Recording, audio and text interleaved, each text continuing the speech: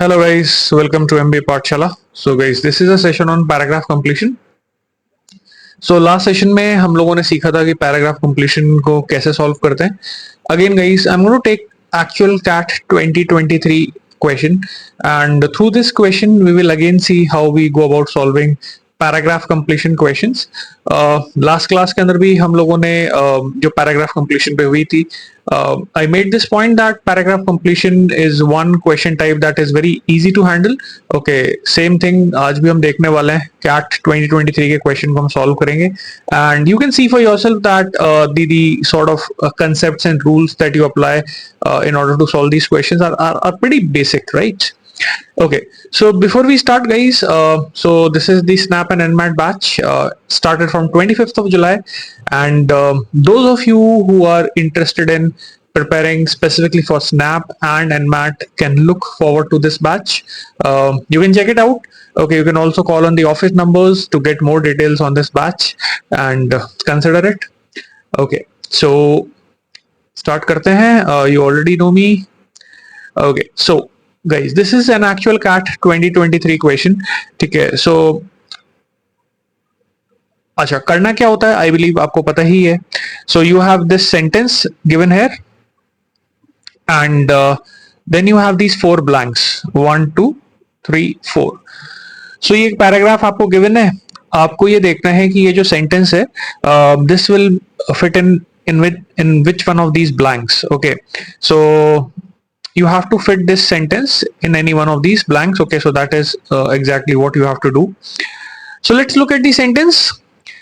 Dualism was long held as a defining feature of developing countries in contrast to developed world, where frontier technologies and high productivity were assumed to prevail. Okay, so what do I mean by this? Okay, now dualism is basically the idea where you have a separation between two entities. Those two things could be anything, right? Okay, developing countries की अगर हम बात करते हैं तो maybe that dualism could exist in rich and poor, developed sector and not developed sector, right? So dualism की बात हो रही है. Dualism was long held as the defining feature of developing countries. कि dualism को developing countries का एक hallmark या एक defining feature माना जाता था. In contrast to developed countries, तो developed countries के अंदर dualism नहीं होता होगा. Developed countries on the other hand had frontier technologies and high productivity and all that. Okay, so that is what the sentence is. Let's look at the paragraph. At the core of development economics lies the idea of productive dualism. That poor countries' economies are split between a narrow modern sector that uses advanced technologies and a larger traditional sector characterized by low productivity. Okay, so guys, you can see this. This is what dualism is all about. So यहाँ पे author ने बहुत basic level से आपको बताया कि development economics के अंदर प्रोडक्टिव डुअलिज्म का एक कंसेप्ट होता है.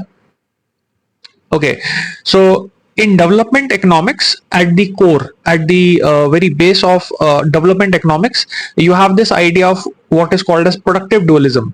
अब productive dualism क्या होता है कि जो poor countries होते हैं, okay, अब यहाँ पे गौर करना, मैंने बोला है poor countries, developing countries नहीं बोला, कि जो पुअर कंट्रीज होते हैं उनकी इकोनॉमीज दो पार्ट्स में डिवाइडेड होती हैं. एक तो नैरो मॉडर्न सेक्टर.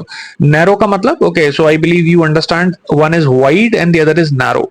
सो वाइड तो मतलब जो ज्यादा विड्थ कवर कर रहा है, और नैरो का मतलब जो चीज थोड़ी सी क्या कहते हैं विड्थ के हिसाब से कम है. अब ऑब्वियसली यहाँ पे फिजिकल विड्थ की बात नहीं हो रही, यहाँ पे we are talking about this word narrow in a more metaphorical sense. Okay, so a narrow modern sector. Okay, so modern sector छोटा होता है मेरे ख्याल से, ठीक है, या उसका जो स्केल है वो कम होता है, ठीक है. that uses advanced technologies and larger, so modern sector के अंदर होती हैं advanced technologies, and then you have this larger traditional sector characterized by low productivity. So now it becomes clear कि डेवलपमेंट इकोनॉमिक्स के अकॉर्डिंग पुअर कंट्रीज के अंदर ये दो तरह के सेक्टर्स होते हैं. एक तो modern sector, okay, that has advanced technologies, and then you have this traditional sector which has low productivity and all that, which is actually true. Okay, because that is something that we see in many poor countries. Okay, even to some extent even India also. Okay, now you have explained the idea of productive dualism.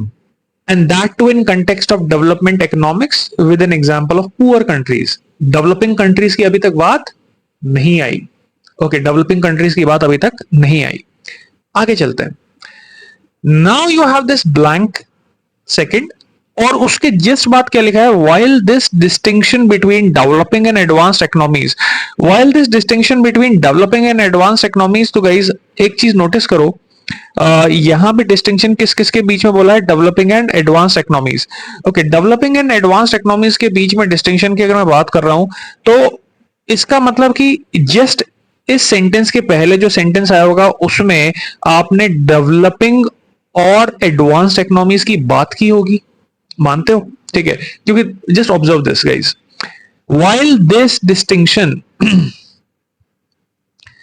Distinction between developing and advanced economies, that means कि just इस sentence के पहले you have mentioned or talked about distinction, and the distinction is also between developing and developed or advanced economies.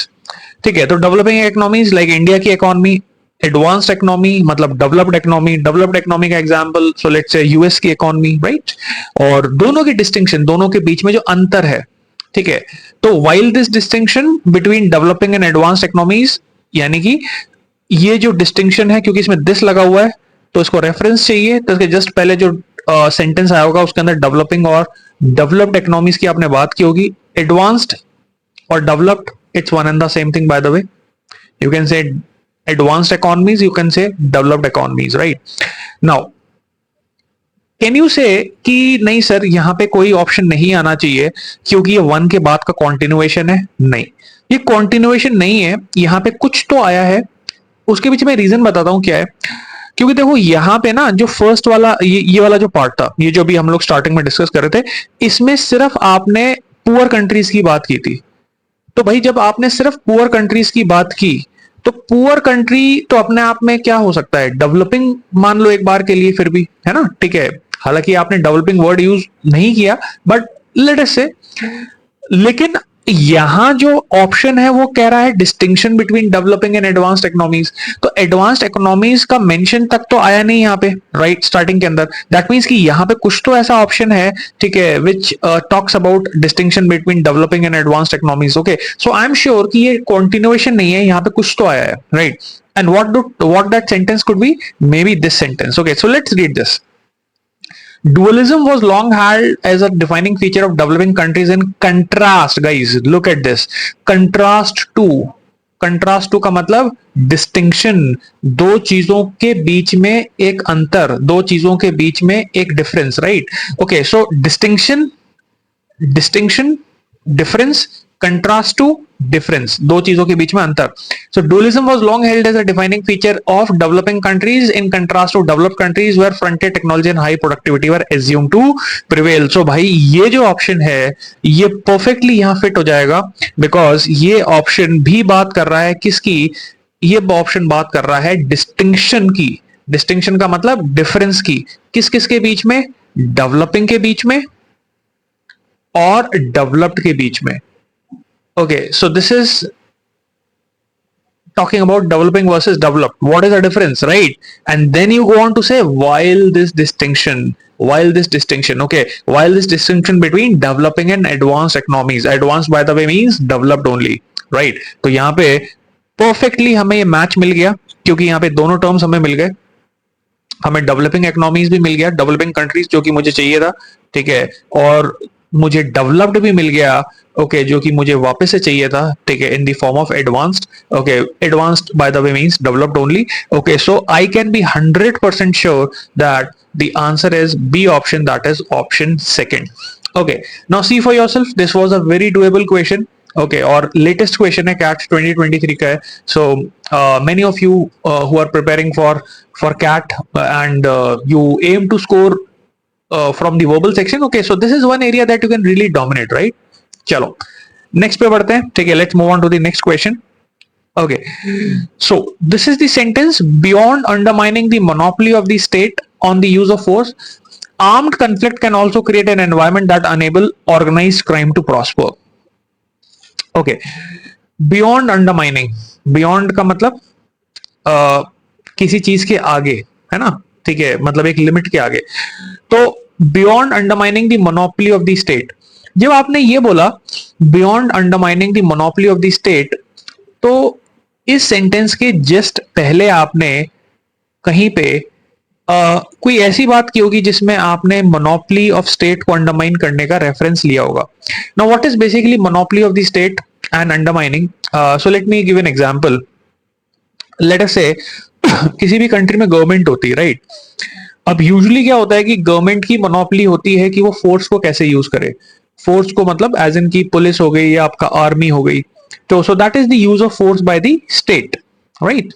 तो usually क्या होता है कि आपका जो फोर्स को यूज करने का जो एक मोनोपोली होता है, मतलब एक सिंगल पर्सन जो उस चीज को ओन करता है। Monopoly is basically like you have this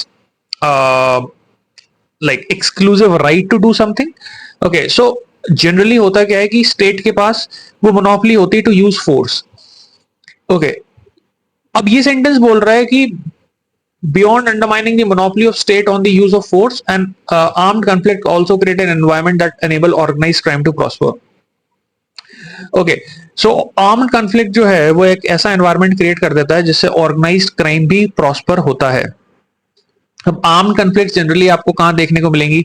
African countries के अंदर देखने को मिलेंगी जहां पे स्टेट बहुत ज्यादा स्ट्रांग नहीं होता। या अफगानिस्तान का भी एग्जांपल ले लो। अफगानिस्तान की जो गवर्नमेंट है वो बहुत ज्यादा स्ट्रांग नहीं है, मतलब अभी तो तालिबान की आ गई, but like let's talk about some time back when like you know when the Americans were trying to control Afghanistan. At that point in time, the government, the government that Afghanistan had, okay, was not a very strong one, and there was always this armed conflict going on between Taliban warriors and the government of your Afghanistan, like the formal democratic government of Afghanistan. ठीक है, so author यहां जो बात कर रहा है वो बात कर रहा है कि मोनोपोली ऑफ द फोर्स जो गवर्नमेंट के पास होती है, जो स्टेट के पास होती है, उसको ये अंडरमाइन करता है। ठीक है, और अंडरमाइन करने के अलावा ये भी करता है कि आर्म्ड कॉन्फ्लिक्ट का एक एनवायरनमेंट क्रिएट कर देता है, ठीक है, जिससे ऑर्गेनाइज्ड क्राइम प्रॉस्पर होता है। तो लेट अस सी कि अब यार ये ऑप्शन कहां फिट होना चाहिए। Let's look at the paragraph. Linkages between illicit arms, organized crime, and armed conflict can reinforce one another while also escalating, that is, increasing the level or intensity, and prolonging, that means duration को लंबा खींचना, violence and eroding governance.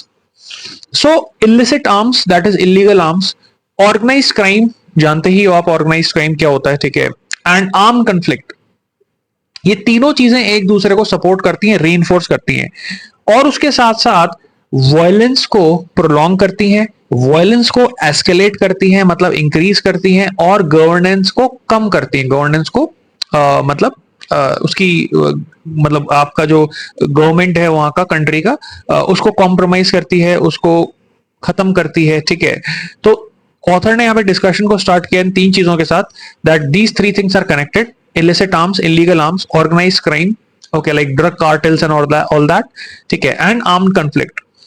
Armed conflict, terrorist imagine कर लो, ठीक है, जैसे कि कश्मीर वगैरह में हमें देखने को मिलता है ना आर्म्ड कन्फ्लिक्ट। अफ्रीकन कंट्रीज में आर्म्ड कन्फ्लिक्ट चलती रहती है, ठीक है ना, तो जो आपके गवर्नमेंट के अगेंस्ट में जो ग्रुप्स वगैरह होते हैं, राइट, ओके, तो इन सबसे क्या होता है कि वायलेंस प्रोलॉन्ग होता है, एस्केलेट होता है, गवर्नेंस खत्म होती है। ठीक है, सो ठीक है, we can understand this. Financial gains from crime can lengthen or intensify armed conflict by creating revenue streams for non-state armed groups, NSAGs. Financial gain from crime, देखो, जो लोग आर्म्ड कन्फ्लिक्ट कर रहे हैं उनके पास इमेजिन करो पैसा कैसे आ रहा है। कुछ तो भी वो क्या कहते हैं, क्राइम कर रहे होंगे। मैं एक एग्जांपल देता हूं, जैसे ड्रग्स हो गई, तो ड्रग्स को बेच के they are making money, and that money could be used for armed conflict against the government. Imagine कर पा रहे हो? So financial gain from crime, you can imagine, let's say selling drugs, okay, can lengthen or intensify armed conflict. अब drugs बेच के आप जो पैसा कमा रहे हो उससे आपकी आर्म्ड कन्फ्लिक्ट की ड्यूरेशन बढ़ेगी कि नहीं बढ़ेगी? ऑब्वियसली बढ़ेगी, क्योंकि उस पैसे को आप यूज कर सकते हो, उस रेवेन्यू स्ट्रीम को आप यूज कर सकते हो नॉन स्टेट आर्म्ड ग्रुप्स के लिए, और non state armed groups means कि जो भी आर्म्ड ग्रुप है स्टेट के अलावा, स्टेट का मतलब गवर्नमेंट के अलावा, ठीक है। So financial gains from crime can lengthen और intensify armed conflict by creating revenue streams. क्योंकि देखो अगर उनके पास पैसा नहीं आएगा तो फिर वो अपनी आर्म्ड कॉन्फ्लिक्ट को कैसे चलाते रहेंगे against the government. Okay, so now ये जो यहां पे अपने बात की ना पैसे की, फाइनेंशियल गेन की, ठीक है। अब वो फाइनेंशियल गेन की वजह से आर्म्ड कॉन्फ्लिक्ट चलता रहता है, चलता रहता है, चलता रहता है, ठीक है। और उसके अलावा और क्या करता है, ठीक है। This is what the sentence says: beyond undermining the monopoly of the state on the use of force, armed conflict also creates an environment that enable organized crime to prosper. Why this sentence should come in here? I will tell you why. देखो, सबसे पहली बात तो organise crime की बात कहां पे हुई, यहां पे हुई। ऑर्गेनाइज्ड क्राइम से आपको क्या मिलता है, पैसा मिलता है। पैसे से क्या होता है, रेवेन्यू स्ट्रीम बनता है।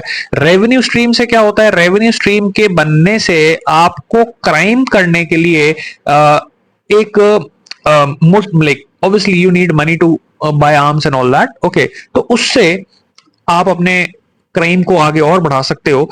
और ये पूरा जो एनवायरमेंट है ये एक ऐसा माहौल क्रिएट करता था जिससे कि भाई you can actually undermine the state for obvious reasons, because state के अगेंस्ट में आपकी लड़ाई चल रही है, right. So when I look at this third option, this is where it fits in, beyond undermining the monopoly of the state. Okay, beyond undermining the monopoly of the state. Okay, where is monopoly of the state being undermined? When you get money from crime. Beyond undermining the monopoly of the state on the use of force and conflict also creates an environment that can enable organized crime to prosper. Organized crime क्यों prosper होगा? इसलिए prosper होगा, क्यों? क्योंकि अभी आपने यही बात की कि क्राइम के पैसे से ही फाइनेंशियल गेन से ही तो नॉन स्टेट एक्टर्स अपना काम चलाएंगे, अपना कॉन्फ्लिक्ट चलाएंगे, ठीक है। तो जो बात आप यहां कर रहे थे, they get this revenue stream from crime, वही बात तो आप आगे कर रहे हो। Okay, organize crime to prosper. Why organize crime is prospering? Because where do you get the money from? Where do you get the money from? Okay, you get the money from crime which is already mentioned here, you can see यहां पे mention हुआ था, ठीक है। और ये crime का पैसा ऑर्गेनाइज क्राइम में आपको हेल्प करता है, राइट। ओके, तो ये जो ऑप्शन है, okay, this option would fit in here. अच्छा, अब एक चीज मैं आपको और बताता हूं, इसके आगे ये ऑप्शन आ भी नहीं सकता, because now if you see now the entire discussion is moving on some other lines. In this context, when hostility cease and parties to conflict move to a peaceful resolution, तो अभी जो यहाँ पे आगे की बात हो रही है उसमें पीसफुल रेजोल्यूशन की बात आ रही है, ठीक है। उसमें हॉस्टिलिटी से खत्म होने की बात आ रही है। तो यानी कि अगर मुझे इस ऑप्शन को फिट इन करना है, where you talk about organized crime, money from organized crime, compromising the monopoly of the state, it has to come in here only, okay, because this statement creates the perfect environment for the next follow-up statement, that is third option, okay, that is this one, okay। so मेरा answer क्या होने वाला है guys? मेरा answer होने वाला है D option, that is option 3, and that becomes my final answer, okay। so all in all, I believe you can see for yourself that the questions are pretty doable, okay। so जिन लोगों का target है कि sir passages में शायद हम लोग उतना अच्छा परफॉर्म नहीं कर पा रहे, या मे बी अच्छा भी परफॉर्म कर पा रहे हैं लेकिन हमें 99 प्लस लाना है, तो वर्बल एबिलिटी को भी मास्टर करना पड़ेगा, ठीक है। तो guys, this is one question type that you should 100% target, ठीक है। सो ऑड वन आउट की हम लोगों ने काफी सेशंस में बात की, and I believe a lot of you have like got some sort of skill on odd one out watching those sessions. This is one question type that you should really look at. Again, very doable, very manageable question type. Connections और links का जो आपका overlap है वो पैराजिम्बल्स के साथ है, ठीक है। तो पैराजिम्बल्स अगर आप प्रैक्टिस कर रहे हो तो इस क्वेश्चन टाइप में भी आपको उन लिंक्स की उस कनेक्शन करने की एबिलिटी का आपको हेल्प मिलेगा, okay. And I think this is one area that most people should look at in order to score well on the CAT verbal section, okay। so that's it. I'm going to see you in the next session. Take care, bye bye.